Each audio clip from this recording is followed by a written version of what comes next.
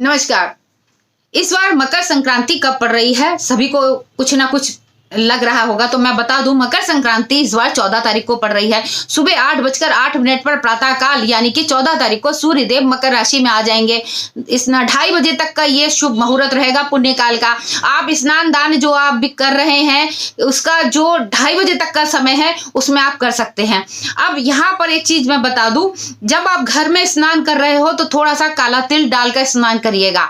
इससे गंगा जल डालिए, काला तिल डालिए अगर मुनासिब हो तो। अन्यथा जो है आप किसी पवित्र जल में जाकर, जैसे कि गंगा स्नान कर सकते हैं, किसी भी पवित्र तालाब वगैरह, जल वगैरह, जहां नदी वगैरह, वहां पर जाकर स्नान कर सकते हैं। इसके अलावा और आप क्या कर सकते हैं, इसके अलावा आप ये कर सकते हैं कि आप अगर आपको, जैसे आप बीमार हैं या आप स्नान नहीं कर सकते, तो आप आचमन जरूर कर लीजिएगा, हाथ पैर जरूर धोइएगा। जो बीमार व्यक्ति है उनको गंगा जल का आपने छिड़काव जरूर कर दीजिएगा। ये भी आपके लिए इतना भी काफी हो सकता है।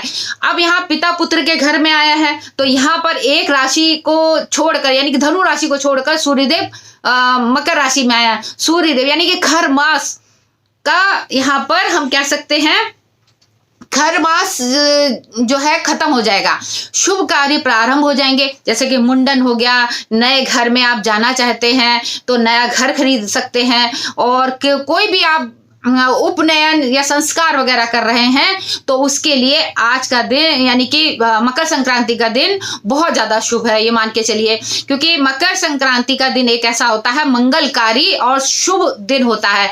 अनबूझा तिथि होती है कि आप इसमें कोई भी तिथि देखने की जरूरत नहीं पड़ती। मकर संक्रांति का दिन है, सूर्यदेव अच्छे अपने भाव में आए हैं, अच्छे ग्रह उसमें राशि में प्रवेश करा है, तो आप कुछ भी अच्छा मंगलकारी कार्य कर सकते हैं।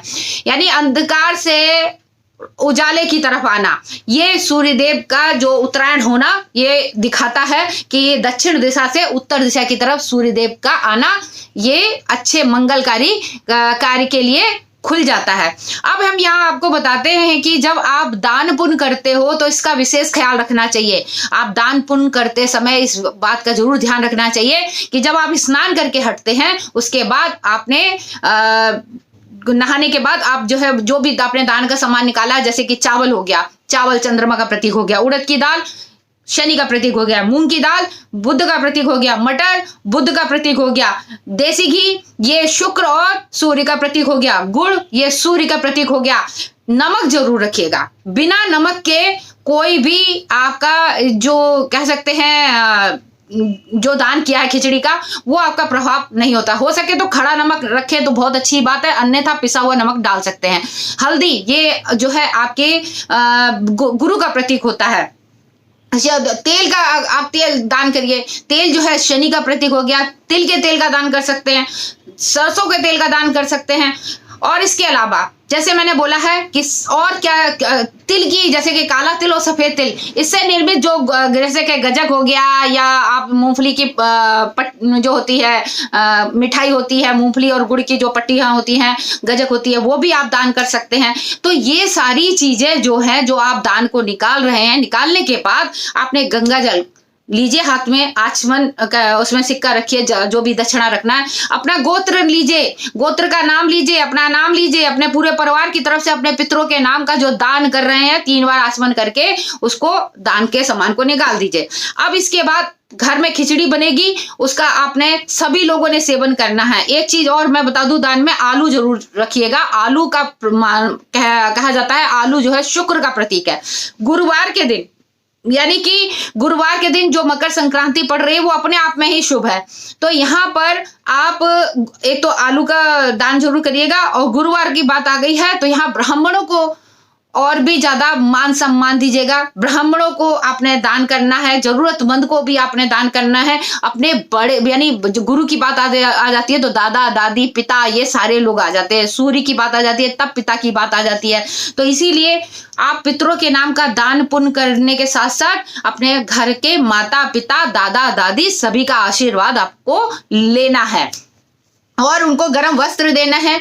मीठा जो भी तिल का जैसे लड्डू हो गया, ये सारी चीजें कुछ भी जो आपने बनाया है वो उनको जरूर दीजिए, भेंट उनको जरूर करिए, एक उपहार स्वरूप दीजिएगा, मगर दक्षिणा जरूर रखिएगा। इससे जो है आपके पिता का आशीर्वाद आपको प्राप्त होगा। कहते हैं पिता जब पुत्र के घर में आता है, यानी कि सूर्यदेव जब शनि की राशि मकर में आती है तो यहाँ पर पिता का सम्मान किया जाता है, अपने दादा दादी का सम्मान किया जाता है, अपने पितरों का सम्मान किया जाता है, और उसका फल आपको, ये सोचिए कि आपको 100 गुना फल प्राप्त होता है। उस दिन कथा कराना, उस दिन जप करना, उस दिन जो है घर में यज्ञ कराना, और ये अपने आप में महत्वपूर्ण होता है, उसका भी आपको बहुत ज्यादा बेनिफिट मिलता है। यहाँ कहते हैं कि मकर संक्रांति के दिन धरती पे मां गंगा का अवतरण हुआ था, क्योंकि भागीरथ जी अपने पितरों को मुक्ति दिलाने के लिए उनको धरती पे लेके आए थे।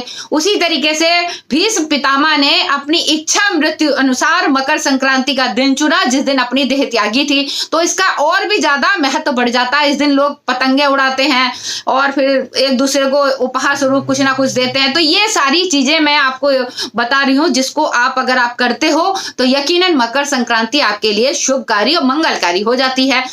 और इसके साथ ही आप जो है संतरा हो गया, कीनू हो गया, इसका दान करने से एक तो आपके जो है फलों जो का दान करने से क्या होता है, आपको फल की प्राप्ति तो होती है, और इसके बाद आपकी रूपवान जो आपका शरीर है, कांतिवान रूपवान और भी ज्यादा निखरता है। शीशे में अपना चेहरा देखना है, बंद कर देना है, वो भी आप दान में दे सकते हैं।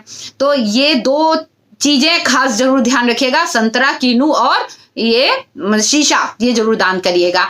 इस तरीके से यदि आप दान करते हैं तो यकीनन आपका जो मकर संक्रांति का त्योहार है वो बहुत ही लाभकारी हो जाएगा, आपके लिए बहुत ही अच्छा हो जाएगा। तो आप लोग मकर संक्रांति का त्योहार अच्छे से मनाइए, और अपने बड़े बुजुर्गों का, पितरों का, और अपना जो आपके गुरुजन हैं उनका, मंदिर में पंडितों का, सबका आशीर्वाद लेना ना भूलें। भगवान विष्णु का स्मरण करना ना भूलें, भगवान शिव की पूजा करना ना भूलें, और इसके साथ ही अपने परिवार और अपने पितरों के लिए मंगल कामना की आपने प्रार्थना करनी है। और आप सभी को भी मकर संक्रांति की हार्दिक शुभकामना देते हुए मैं आपसे इजाजत चाहती हूँ। मुझे दीजिए इजाजत। जय महादेव।